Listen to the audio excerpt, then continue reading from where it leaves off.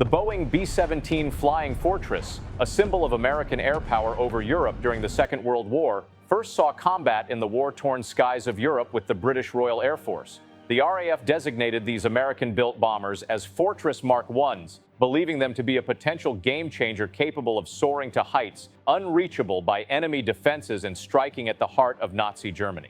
However, the story of these fortresses in British service was not one of technological triumph. Rather, it was one of challenges, realignment, and hard-learned lessons that would shape the future of aerial warfare in Europe. In 1941, during the darkest hours of World War II, the British Royal Air Force was in desperate need of a heavy bomber capable of carrying the war into the heart of Germany. They believed that the solution could be found in the neutral United States, specifically the B-17C Flying Fortress, a plane that promised high-altitude precision bombing. Across the Atlantic, Boeing engineers were working on a four-engine heavy bomber as a strategic weapon based on the experimental XB-15 prototype aircraft. The B-17C, which entered service in 1938, had evolved through numerous design advances into a relatively fast, robust, high-flying, long-range bomber with extensive defensive armament.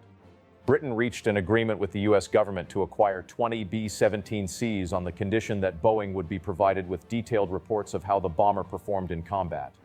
The aircraft, known as Fortress Mark Is by the British, began arriving in the United Kingdom in early 1941 and were regarded as the forerunners of a new ultra-high-altitude bombing strategy.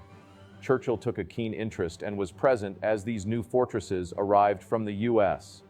The four-engine B-17C model, which was equipped with 7 machine guns, a self-sealing fuel tank, and armor, had a formidable appearance. As these new fortresses stood ready on British soil, the air crews of No. 90 Squadron braced themselves for a series of missions that would put not only the aircraft, but also those who would fly them to the test.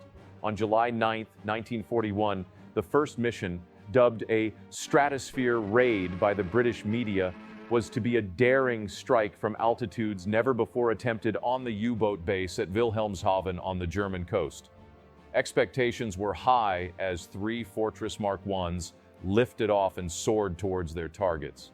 However, the Fortress and its crew found it difficult to operate effectively at the desired altitude of 35,000 feet and were forced to fly at 28,000 feet instead.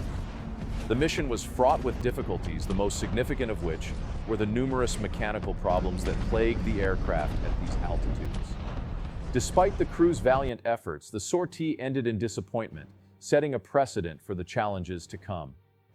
Another ambitious mission was soon launched, this time aimed at the Reich's heart, Berlin. On July 23rd, 3 fortresses set out on this high-risk operation. The mission was once again hampered, this time by a thunderstorm and thick cloud cover, forcing the aircraft to return without releasing their bombs. On September 8th, 4 fortresses attempted a daring strike on the German pocket battleship Admiral Scheer in Oslo Harbor. This mission too failed, with half of the aircraft shot down by German fighters while the target remained undamaged. By the end of September 1941, No. 90 Squadron had conducted 51 sorties. Half of these missions had to be aborted, and the RAF had lost 8 Fortress Mark Is due to combat and mechanical failure. These early operations demonstrated the harsh realities of war, as well as the B-17C's limitations in RAF service. Mechanical failures, tactical mismanagement, and the brutal effectiveness of German air defenses had all taken their toll. It was a sobering period for the RAF, necessitating a thorough rethinking of the fortress's role in the European theater. Following these challenging missions, RAF Bomber Command was forced to reconsider the role of the Fortress Mark Is in its operational strategy. A thorough investigation revealed a number of critical issues. The Fortress, known for its high-altitude capabilities, failed to meet expectations and had to operate at lower altitudes. The lack of paired guns and power-driven turrets made the aircraft vulnerable to enemy fighters, and the Sperry bomb site proved useless at such altitudes. Battle damage, combined with mechanical failures and a scarcity of spare parts, regularly grounded a significant portion of the squadron. The RAF's emphasis on small groups or individual sorties was partly influenced by their early war experiences, in which large formations frequently suffered heavy losses.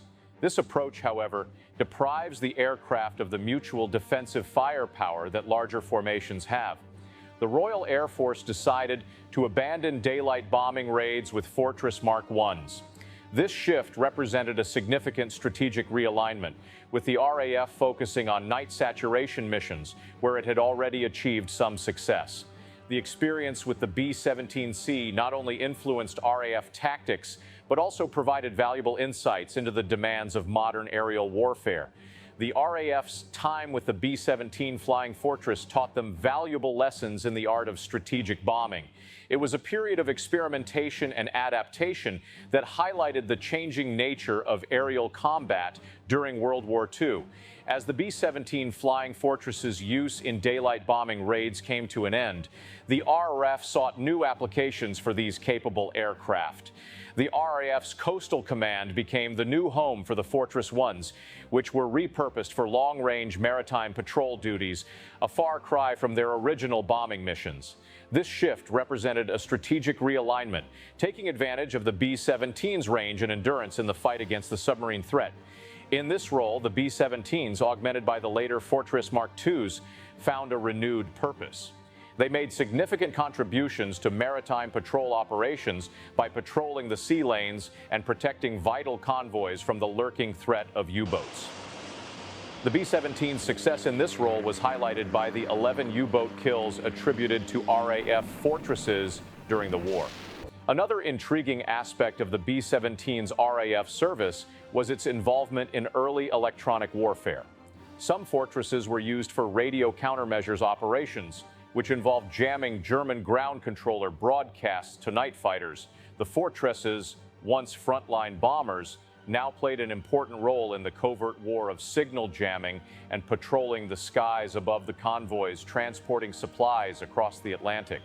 While the B-17 Flying Fortress faced difficulties in RAF service, the lessons learned were invaluable for Boeing. The RAF's feedback prompted significant improvements to the bomber's design.